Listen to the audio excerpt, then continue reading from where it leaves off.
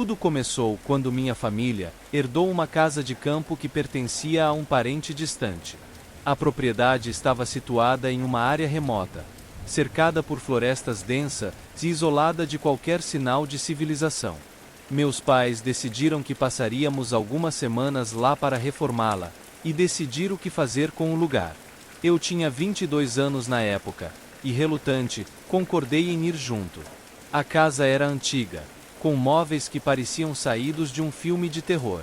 Paredes revestidas de madeira escura, um cheiro constante de mofo e, o mais inquietante, retratos antigos pendurados nos corredores. Os olhos das pessoas nas pinturas pareciam seguir você onde quer que fosse. Meu pai fez piada sobre como a casa precisava de uma reforma, mas eu senti um desconforto imediato, algo que não conseguia explicar. Na primeira noite, ouvi passos no andar de cima. Como estávamos todos no térreo, achei que era apenas a estrutura da casa rangendo com o vento, mas o som era cadenciado, como se alguém estivesse andando deliberadamente. Me levantei para investigar, e ao subir as escadas, o som parou abruptamente. Quando abri a porta do quarto que acreditava ser a origem do barulho, senti um calafrio. O quarto estava vazio, mas a janela estava aberta, deixando o vento gelado entrar. Ao voltar para a cama, notei algo estranho. Uma das fotos na parede do corredor estava virada para baixo. Achei que poderia ter sido o vento, mas mesmo assim me incomodou. Voltei para o quarto e tentei dormir, mas o desconforto permaneceu. Nos dias seguintes, coisas estranhas começaram a acontecer. Objetos mudavam de lugar sem explicação.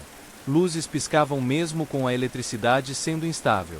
E sempre havia uma sensação de ser observado, mesmo quando estava sozinho. Um dia, enquanto limpávamos o porão, encontramos algo que me deixou com o estômago revirado. Uma pequena caixa de madeira, trancada com um cadeado enferrujado. Depois de algum esforço, conseguimos abrir a caixa. Dentro, havia uma boneca de pano, muito velha e em mau estado, junto com algumas cartas escritas à mão. As cartas eram endereçadas a uma mulher chamada Beatriz, e pareciam escritas por uma criança. As mensagens falavam sobre sentir falta de mamãe e papai, e terminavam sempre com frases estranhas, como "não me deixe sozinha com ele", e a porta se abriu de novo. Minha mãe ficou visivelmente perturbada, e insistiu para que guardássemos tudo de volta, e esquecêssemos o assunto. Eu não concordei.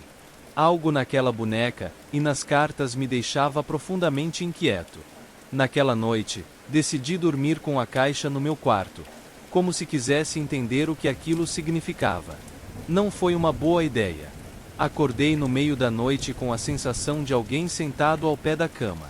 Olhei e não vi nada, mas ao ligar o abajur, percebi que a boneca de pano, que eu tinha deixado dentro da caixa no armário, estava agora no chão, virada para mim. Meu coração quase parou. Chamei meus pais e mostrei o que aconteceu, mas eles tentaram racionalizar. Você deve ter movido a boneca e não se lembra, meu pai disse, embora sua expressão demonstrasse que ele não acreditava nem na própria explicação. Decidimos queimar a boneca no dia seguinte, mas algo ainda mais perturbador aconteceu naquela madrugada. Acordei novamente, dessa vez com a sensação de alguém me sussurrando no ouvido. As palavras eram incompreensíveis, mas o tom era de desespero. Quando abri os olhos, vi, por um breve segundo, uma figura parada no canto do quarto.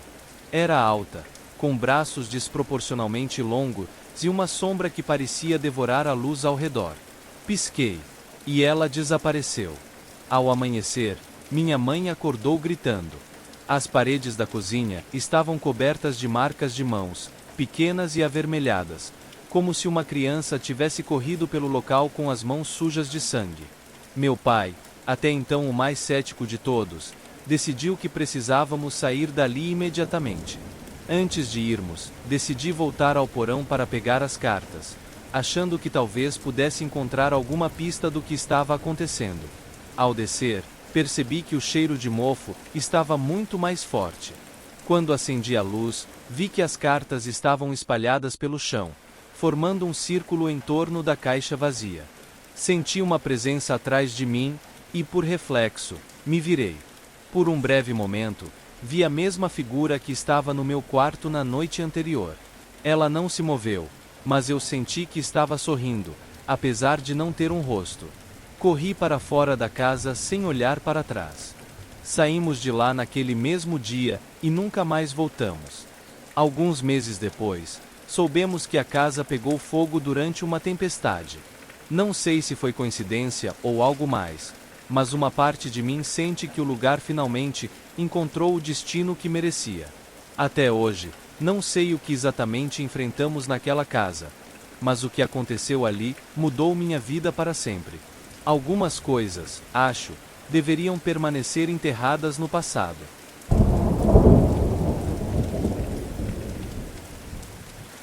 Eu nunca fui uma pessoa supersticiosa, mas o que aconteceu comigo há 5 anos mudou completamente minha visão sobre o que é real e o que não é. Sempre fui muito cético, do tipo que ri de histórias de fantasma, ou de pessoas que acreditam em energias ruins. Hoje, não consigo mais ouvir esses relatos sem sentir um arrepio na espinha. Na época, eu trabalhava como motorista de aplicativo em uma cidade de médio porte. Trabalhava de madrugada porque era mais tranquilo, e dava para fazer boas corridas sem o trânsito do dia. Aconteceu em uma noite como outra qualquer. Por volta das 3 da manhã, recebi uma chamada para buscar um passageiro em um bairro mais afastado. Não era incomum pegar pessoas nesses lugares, então aceitei sem hesitar. Chegando ao local, notei que era uma rua sem saída, com casas afastadas umas das outras e muito mal iluminadas. Parei em frente ao endereço indicado no aplicativo e esperei. Depois de alguns minutos, uma figura surgiu da escuridão. Era um homem magro, vestido de forma simples, com uma camisa social amassada e calças gastas. Ele tinha um ar cansado, mas nada que chamasse muita atenção. Ele entrou no carro, cumprimentou com um "boa noite" baixo e me deu um endereço para o qual queria ir. O destino era do outro lado da cidade, em uma área comercial. Ele parecia inquieto, mexendo as mãos o tempo todo e olhando para fora da janela, como se estivesse fugindo de algo. Tentei puxar conversa, mas ele apenas respondeu com monossílabos. Algo no jeito dele me deixou desconfortável. Não sei se era o silêncio ou a maneira como ele evitava olhar para mim, mas a viagem parecia durar uma eternidade. Quando estávamos prestes a chegar, ele finalmente quebrou o silêncio. Perguntou se eu acreditava em coisas sobrenaturais. Eu ri, meio sem graça, e disse que não. Ele então olhou diretamente para mim pelo retrovisor e disse algo que me deixou gelado. Então você está mais seguro do que eu.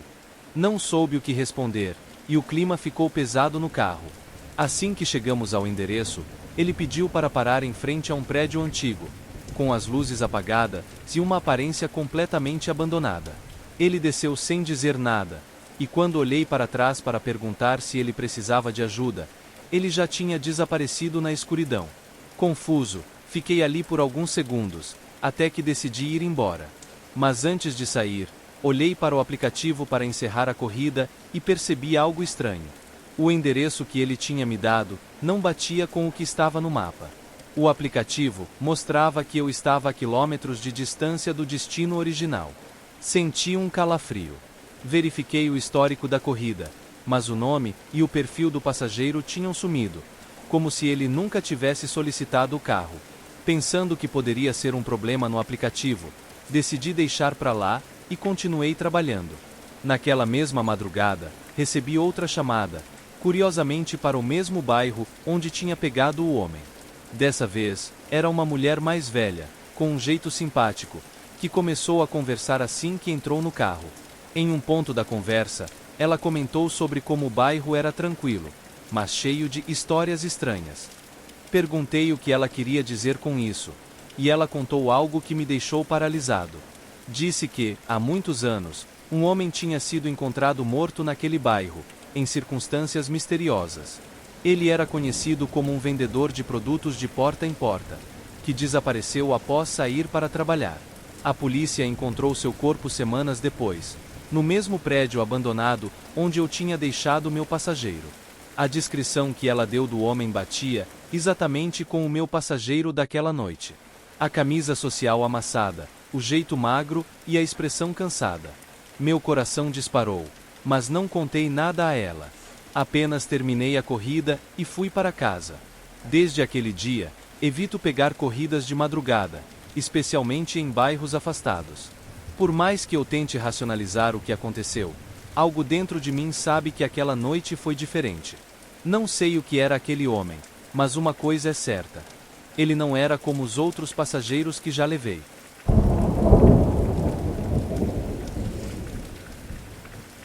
Era uma noite comum de segunda-feira. A cidade estava coberta por uma garoa fina, e o silêncio só era quebrado pelo som dos pneus deslizando no asfalto molhado. Eu estava voltando para casa depois de um dia cansativo de trabalho, ansioso para tomar um banho quente e me enfiar na cama. O trajeto era sempre o mesmo. Uma longa estrada que cortava um bairro residencial antigo, repleto de casas abandonadas e muros pichados. Já passava da meia-noite, quando percebi que o tanque de combustível estava quase vazio. Resolvi parar em um posto de gasolina, um daqueles 24 horas que ficava a uns 5 minutos de onde eu estava. Assim que estacionei, vi que o lugar estava praticamente vazio, exceto por um atendente jovem que parecia meio entediado, mexendo no celular atrás do balcão. Enquanto abastecia o carro, senti uma sensação estranha, como se estivesse sendo observado. Olhei ao redor, mas tudo parecia normal. A única coisa fora do comum era uma cabine telefônica antiga, daquelas de vidro, que estava instalada perto da entrada do posto. O curioso é que eu nunca tinha reparado nela antes, mesmo passando por ali quase todos os dias. Depois de abastecer, paguei ao atendente e me preparei para seguir viagem. Foi então que o telefone da cabine tocou. O som ecoou pelo posto vazio, um som alto e estridente que me fez congelar no lugar. Fiquei ali parado, olhando para o telefone tocar, enquanto o atendente continuava absorto no celular, como se não tivesse ouvido nada. Eu não sei o que me deu naquele momento, mas senti um impulso irresistível de atender. Caminhei lentamente até a cabine, a garoa molhando meu rosto e mãos. Assim que peguei o telefone, uma voz rouca e masculina falou do outro lado. Você está atrasado. Meu coração disparou. Antes que eu pudesse dizer qualquer coisa, a linha ficou muda. Fiquei ali parado, tentando entender o que tinha acabado de acontecer. Quando voltei para o carro, o atendente finalmente me olhou, com uma expressão confusa. Tudo bem com você? Ele perguntou, mas eu só consegui acenar e entrar no carro. Enquanto dirigia, minha mente estava a mil. Quem tinha feito aquela ligação? E o que ele quis dizer com, você está atrasado? Tentei me convencer de que era só uma brincadeira idiota, mas o desconforto não me abandonava. Cerca de 15 minutos depois, ao dobrar uma esquina próxima ao meu bairro, notei algo estranho. Um carro preto vinha me seguindo. Não parecia estar acelerando para me ultrapassar, nem diminuindo para me perder de vista. Ele apenas mantinha uma distância constante, como se estivesse monitorando meus movimentos. Minha primeira reação foi acelerar. Tentei despistá-lo, virando em ruas menores, mas o carro continuava atrás de mim, como uma sombra. Meu nervosismo crescia a cada segundo. Quando finalmente cheguei à minha rua, decidi não entrar diretamente na garagem de casa. Em vez disso, estacionei em um ponto mais afastado e esperei para ver se o carro passava. Mas ele não passou. Ele parou. Estava estacionado a alguns metros de distância, com os faróis apagados. Era impossível ver quem estava dentro, mas eu sabia que alguém me observava. Peguei meu celular para chamar a polícia, mas assim que desbloqueei a tela, percebi algo ainda mais perturbador. Havia uma mensagem de texto de um número desconhecido. Você devia ter atendido antes. A mensagem me fez congelar. Como assim antes? Eu tinha atendido o telefone. Decidi sair do carro e correr até minha casa, trancando todas as portas e janelas. Liguei as luzes e fiquei na sala, tentando me acalmar. Foi então que ouvi um som vindo do andar de cima. Parecia o ranger de uma porta se abrindo lentamente. Meu coração disparou. Peguei o objeto mais pesado que encontrei, uma chave de roda, e comecei a subir as escadas devagar. Quando cheguei ao corredor, vi que a porta do meu quarto estava entreaberta. Estava certa de que tinha deixado tudo fechado antes de sair. Empurrei a porta com cautela e entrei. O quarto estava vazio, mas algo estava diferente. Sobre a cama, havia um telefone igual ao da cabine no posto. Ele começou a tocar. O som era ensurdecedor, como se estivesse ecoando dentro da minha cabeça. Tremendo, me aproximei e atendi. A mesma voz rouca falou novamente. Agora é tarde demais. A linha ficou muda, mas antes que eu pudesse reagir, ouvi passos atrás de mim. Me virei rapidamente, mas não havia ninguém lá. O telefone caiu da minha mão, e naquele momento percebi que não estava mais sozinho. A última coisa que lembro é o som da porta do quarto batendo, e a escuridão me envolvendo completamente. Quando acordei, já era dia. Estava deitado no chão da sala, e o telefone da cabine estava ao meu lado. Desde então, nunca mais consegui dirigir à noite. E toda vez que vejo uma cabine telefônica, sinto um arrepio na espinha. Porque, no fundo, sei que quem quer que tenha me ligado naquela noite ainda está esperando. E ele não vai parar.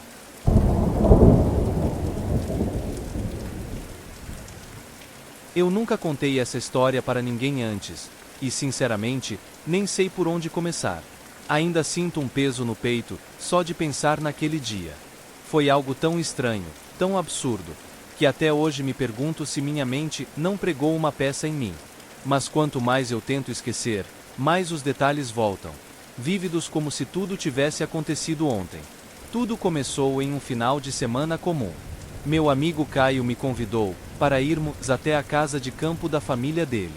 Era um lugar isolado, no meio do nada, cercado por árvores tão densas que o sol quase não passava pelas folhas. O tipo de lugar perfeito para se desconectar da correria da cidade.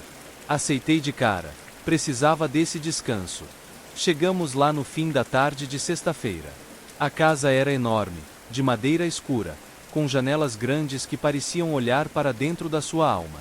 Caio brincou dizendo que a casa tinha mais de 100 anos, e que várias gerações da família dele tinham passado por ali. Isso incluía, segundo ele, algumas histórias estranhas que ninguém gostava de comentar. No começo, tudo parecia normal. Jantamos, bebemos algumas cervejas, e ficamos jogando cartas até tarde. A energia acabou por volta das 23 horas, algo que ele disse ser comum por ali. Decidimos ir dormir. Meu quarto ficava no final do corredor, e a janela dava para um pequeno lago atrás da casa. Achei o lugar até aconchegante, apesar do isolamento. Eu estava quase pegando no sono quando ouvi o primeiro som. Era um ruído baixo, como se alguém estivesse arrastando algo pesado no andar de baixo. Pensei que fosse Caio tentando achar algo no escuro, mas o som continuava, irregular, como se algo estivesse sendo arrastado para frente e para trás. Levantei, peguei o celular para iluminar o caminho e fui até o corredor. A casa estava silenciosa, exceto por aquele som persistente. Desci as escadas devagar, tentando não fazer barulho. O som vinha da sala de estar, mas quando cheguei lá, não havia nada. O arrastar tinha parado assim que coloquei o pé no último degrau. Fiquei parado por alguns segundos, esperando que o som voltasse, mas tudo que ouvi foi o silêncio pesado da madrugada. Dei de ombros e voltei para o quarto. Na segunda vez que ouvi o som, era algo diferente.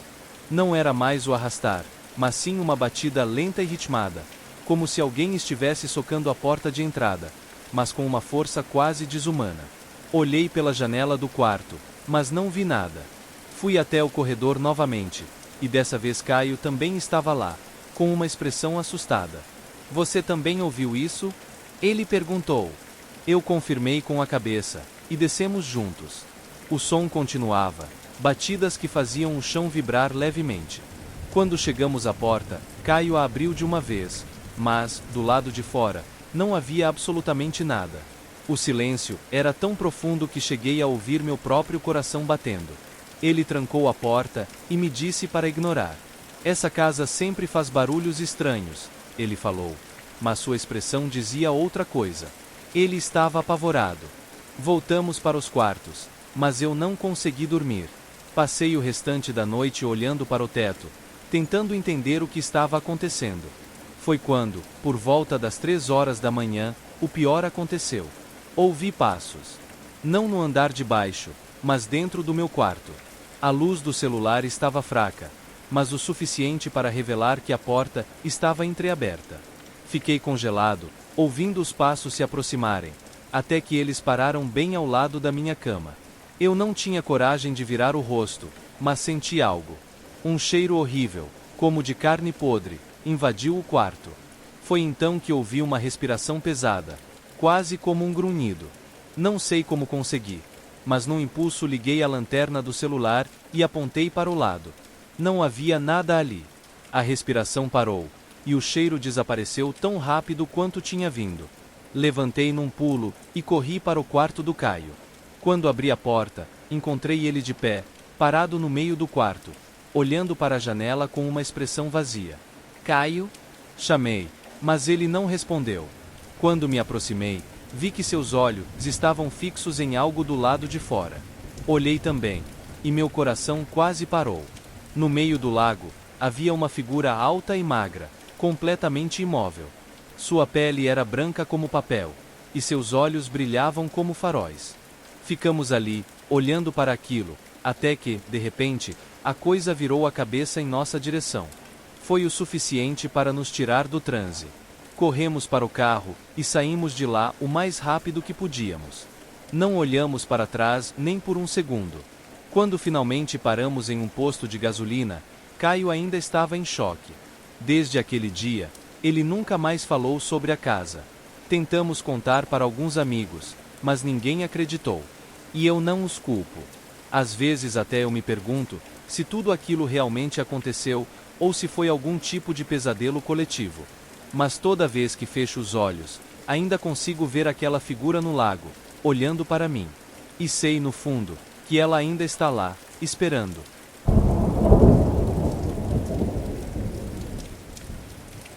Eu nunca pensei que escreveria isso, mas depois de tantos anos guardando essa história, sinto que preciso contar. Não por coragem, mas porque, talvez, ao compartilhar, a presença disso em minha vida diminua. Não sei ao certo se você, que está ouvindo ou lendo isso, vai acreditar, mas acredite, eu preferia que fosse apenas imaginação. Tudo começou há cerca de 10 anos. Eu estava em uma fase complicada da minha vida, buscando um pouco de sossego. Aluguei uma pequena casa afastada da cidade, perto de uma floresta. Era o lugar perfeito para escapar da correria do dia a dia. A casa era simples, de madeira, mas acolhedora. Tinha um ar de tranquilidade que eu nunca tinha experimentado antes. Na primeira semana, tudo foi perfeito. Eu acordava com o som dos pássaros, o cheiro da natureza e aquela paz indescritível. Mas, ao final da segunda semana, as coisas começaram a mudar. Era uma noite tranquila, o céu limpo e estrelado. Eu estava sentado na varanda, aproveitando o silêncio, quando ouvi pela primeira vez. Era um som baixo, como um sussurro distante, vindo da floresta. A princípio, achei que era o vento passando pelas árvores, mas o som era estranho. Não era contínuo, parecia ter palavras, mas não em uma língua que eu entendesse. Ignorei, pensando que era apenas a minha imaginação, e entrei para dormir. Naquela noite, tive o primeiro sonho. Eu estava parado na floresta, cercado por árvores que pareciam vivas, com galhos que se moviam como braços, mesmo sem vento. No centro, havia uma figura encapuzada. Ela não tinha rosto, apenas um vazio escuro onde deveriam estar os olhos e a boca. No sonho, ela estendia a mão para mim, e quando tentei correr, meus pés estavam presos ao chão. Acordei suando frio, com a sensação de que algo estava dentro do quarto comigo. Os dias seguintes foram piores. Todas as noites, eu ouvia o mesmo som vindo da floresta, sempre na mesma direção. Algo dentro de mim dizia para não investigar, mas a curiosidade foi mais forte. Peguei uma lanterna e caminhei na direção dos sussurros. Quanto mais eu me aproximava, mais o som ficava nítido. Não eram palavras, mas algo que se assemelhava a cânticos, repetidos como um ritual. Cheguei a uma clareira, onde o som cessou abruptamente. Tudo ficou em um silêncio opressor, como se o próprio mundo tivesse parado de respirar. No centro da clareira, havia um círculo feito de pedra e dentro dele, ossos. Não eram ossos de animais, mas humanos, pequenos, como de uma criança. Meu coração disparou, e a lanterna começou a falhar, piscando como se estivesse prestes a apagar. Foi quando senti. Não vi nada, mas sabia que algo estava atrás de mim. O ar ficou gelado, e um cheiro de terra molhada e podridão invadiu minhas narinas. O instinto de sobrevivência falou mais alto, e eu corri. Não sei como cheguei de volta a casa, mas quando entrei e tranquei a porta, ouvi passos pesados do lado de fora. Por horas, fiquei sentado no chão, segurando uma faca, com a lanterna na mão. Os passos continuaram, circundando a casa, mas nunca tentaram entrar. Quando o sol nasceu, tudo parou. Saí para verificar, mas não havia marcas, nada que indicasse o que tinha acontecido. Os dias seguintes foram um tormento. As vozes agora estavam mais próximas, pareciam vir de dentro da casa. Os sonhos se tornaram mais vívidos, e a figura encapuzada começou a aparecer, não apenas no sonho, mas como uma sombra na periferia da minha visão. Na última noite que passei lá, acordei com o som de passos no corredor. Peguei a faca novamente e abri a porta do quarto devagar. No final do corredor, estava a figura, imóvel, olhando para mim com aquele vazio no lugar do rosto. Eu gritei, corri para fora da casa e nunca mais voltei. Desde então, mesmo em lugares diferentes, ainda sinto que algo me observa. Quando conto isso, muitos acham que é só uma história, mas eu sei o que vi. E às vezes, quando a noite está muito silenciosa, eu ainda ouço aqueles cânticos, como se estivesse me chamando de volta.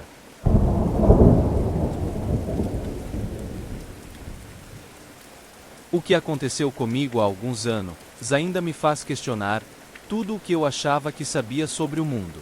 Isso não é algo que eu gosto de compartilhar, mas talvez contando isso, eu consiga me livrar das memórias que me assombram. Era para ser uma noite comum.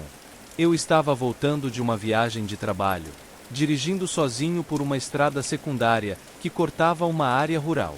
O GPS indicava que aquela era a rota mais curta, mas conforme a noite avançava, eu comecei a me arrepender. A estrada era estreita, cercada por árvores altas que formavam túneis escuros sobre o asfalto. A única iluminação vinha dos faróis do meu carro, e o silêncio era quase absoluto, exceto pelo som dos pneus no asfalto. Por volta das 2 da manhã, o rádio do carro começou a falhar. Estava sintonizado em uma estação qualquer, mas o som começou a oscilar entre estática e palavras incompreensíveis. Achei estranho, mas não dei muita atenção. Foi então que vi algo na estrada à frente. A princípio, parecia um animal. Reduzi a velocidade para não atropelar, mas quando me aproximei, percebi que não era um animal. Era uma mulher, parada no meio da estrada. Ela estava descalça, usando um vestido branco sujo e rasgado.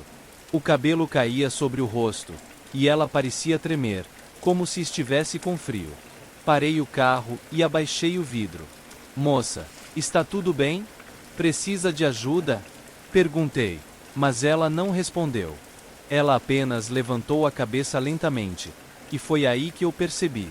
Seu rosto estava errado. Os olhos eram fundos, completamente negros, sem nenhum reflexo. A pele era tão pálida que parecia translúcida, e sua boca estava ligeiramente aberta, como se estivesse tentando dizer algo. Antes que eu pudesse reagir, ela deu um passo em direção ao carro. Meu instinto foi engatar a marcha e acelerar, mas o motor não pegava. O carro simplesmente morreu ali, no meio da estrada. Enquanto eu tentava desesperadamente girar a chave, ela deu mais um passo. Agora, ela estava a poucos metros da minha porta. Foi quando ela parou. Ficou imóvel por alguns segundos, e então abriu a boca, mas o som que saiu não era humano. Era um grito agudo, como o de um animal ferido, mas com um tom que parecia penetrar diretamente na minha cabeça. Tapei os ouvidos, mas o som continuava, como se estivesse vindo de dentro de mim. Finalmente, o motor pegou. Sem pensar duas vezes, acelerei com toda a força, quase a atropelando. Quando olhei pelo retrovisor, ela não estava mais lá. Era como se tivesse desaparecido. Eu dirigia tão rápido que quase perdi o controle em uma curva. Meu coração estava disparado, e minha mente tentava processar o que tinha acabado de acontecer. Foi então que percebi algo ainda mais estranho. O relógio no painel marcava 4 horas da manhã. Mas eu tinha certeza de que não tinham se passado mais do que 10 minutos desde que vi aquela mulher. Era como se eu tivesse perdido quase 2 horas sem nenhuma explicação. Finalmente, cheguei em casa, ainda em choque. Contei o que aconteceu para minha esposa, mas ela achou que eu estava cansado demais e que talvez tivesse imaginado tudo. No dia seguinte, tentei seguir com a vida, mas havia algo que eu não conseguia tirar da cabeça. Quando fui lavar o carro, notei algo na lateral da porta do motorista. Era uma marca de mão, mas não era normal. Os dedos eram longos demais, e a palma parecia desproporcional. Tentei limpar, mas a marca não saía, como se estivesse gravada no próprio metal. Depois disso, coisas estranhas começaram a acontecer. Eu ouvia passos dentro de casa à noite, mesmo quando todos estavam dormindo. O rádio da sala ligava sozinho, sempre sintonizado em estática. E toda vez que eu passava por um espelho, tinha a sensação de que algo estava olhando para mim. Não eu, mas algo por trás de mim. Eventualmente, decidi vender o carro e me mudar. Achei que isso resolveria as coisas, mas até hoje, de vez em quando, ouço aquele grito agudo nos meus sonhos. E sempre que isso acontece, acordo com a sensação de que não estou sozinho no quarto. Alguma coisa ainda está me observando, esperando. E eu não sei até quando isso vai durar.